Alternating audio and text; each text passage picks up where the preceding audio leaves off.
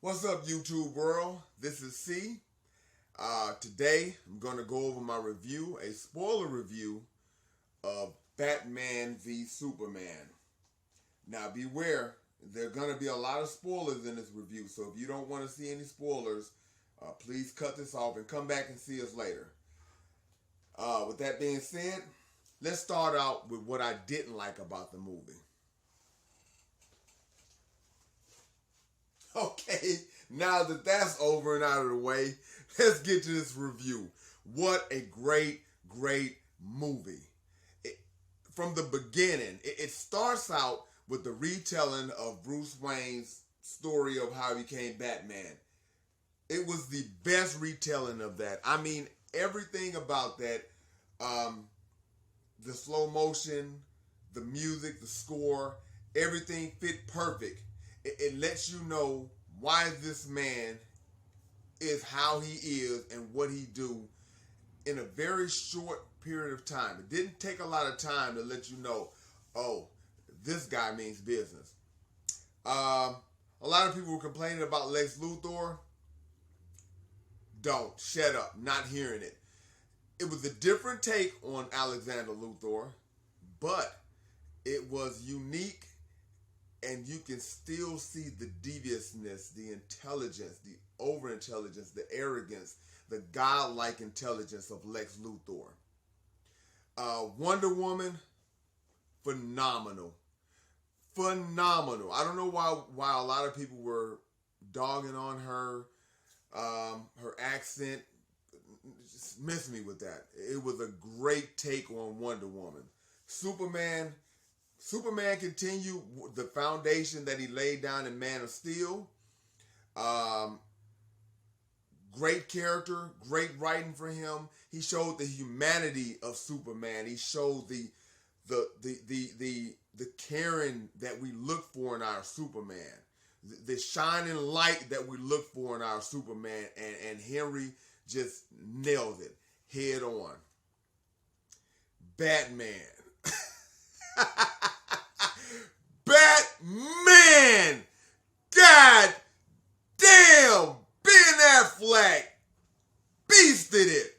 I mean, beasted it. Ben Affleck was fucking scary as Batman. Listen, I've always said that my favorite Batman movie and my favorite Batman was Michael Keaton. Just because of the fact that Michael Keaton and Batman in 1989, they changed, it went away from the goofy Batman of the 60s and 70s to the dark, gritty comic book movies that we've grown to love. Man, Ben Affleck kills it. He is brutal. He is the Bat Demon. He is the Knight. He is vengeance. He is Batman. Do you bleed? Wow. Wow. And the movie set up what the Justice League is going to be. It sets it up perfectly. Lex Luthor is manipulating the whole situation. He's pitting Batman against Superman. And I'm going to tell you, I was wondering how they was going to get Batman and Superman to fight. And I'm glad that they didn't go with the, oh, he's under mind control. I'm glad that they went with, hey, man, I have your mother. And if you don't take out the big black bat, if you don't take out the Gotham bat, I'm going to kill your mother. That's deep, man. That is some devious Lex Luthor type shit there. I give the movie a 5 out of 5 stars, man. It's an incredible movie. The storyline, I loved it. The way they introduced the other metahumans like Flash, Cyborg, Aquaman. It didn't feel crowded. You know, I thought I was going into this movie, I thought it was going to feel crowded. Was not crowded. I cannot recommend this movie anymore. And the ending was perfect because if those of you all have read the comic books and knew that Doomsday supposedly had killed Superman, the death of Superman at the end of this movie was perfect. But anyway, I tell you, what was another good point in this movie? Um, the fight scenes. The fight scenes were phenomenal. The Batman fight scenes alone is worth the movie. I mean, they were complex. I mean, this guy was going in to wreck shop. You know, I'm gonna spend a lot of time on Batman because Batman he was just a bruiser. He was just a bruiser, but they also showed the detective part of Batman, the detective element of Batman. And I think one of the more important aspects of Batman is Bruce Wayne. Batman is the guy. Bruce Wayne is the mask. And Ben Affleck pulled off the mask of Bruce Wayne very well. I think that the movie moved fast. But it didn't move too fast. It moved fast, but it didn't move too fast, if that makes any sense. It grabbed you by the throat as soon as the movie started out with the death of Martha Wayne, and Thomas Wayne. And it just drags you all the way through the movie, non-stop. There was no long times. Sorry, guys, if you have a weak bladder, don't go and see this movie. There's no time where you can get up and go use the bathroom. Oh man, the scene at the Capitol, the scene in Congress, that was, I didn't see that coming. I mean, the whole jar of piss that Lex Luthor is devious in this movie, guys. He is absolutely brutally devious. That whole scene where just the explosion killing everybody in there, I didn't see that coming. I did not see that coming. It was over the top devious by Lex Luthor. I'm really looking forward. I'm amped for Justice League.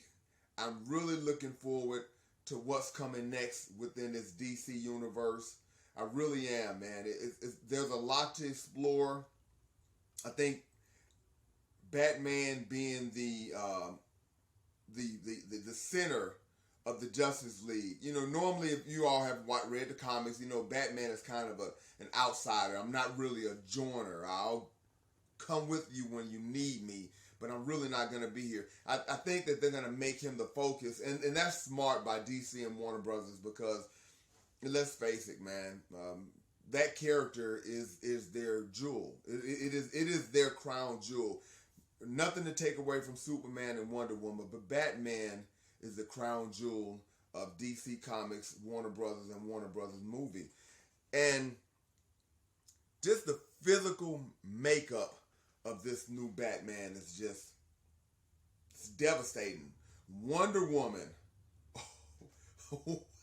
brutal, a bruiser, not running away from a fight. Not running. She dived in head first, and I like the way they set her. The movie was Batman v Superman, so they had Wonder Woman over here, but yet her presence was felt in the movie. The fight scene with Batman and Superman was phenomenal. And let's face it, guys, they could have went, like I said, the tired route of, oh, he got kryptonite poison, that's why he's fighting Batman. And I'm telling you guys, I would rip the head off of Batman to save my mother, so I can empathize with Kal-El and how he felt when Lex set him against the Bat of Gotham. Kudos. Whoever wrote that, kudos. You get kudos, buddy. I like the way that was wrote because it added an extra level of emotion. Not that the movie needed it. It was more than enough emotional, but it added that extra oomph. You know, because a lot of people were wondering, why is Batman and Superman fighting each other?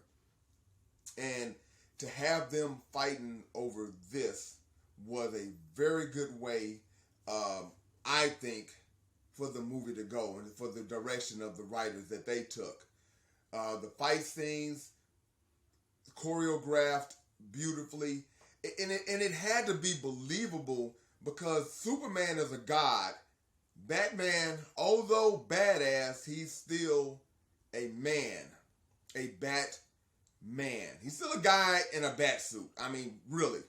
So for them to set it up to the way that they fought each other and for it to be a fair fight was beautiful. The canisters with the kryptonite gas that Bruce Wayne made, the spear that he had out of the kryptonite to shove through the heart of Superman, brilliant, absolutely brilliant.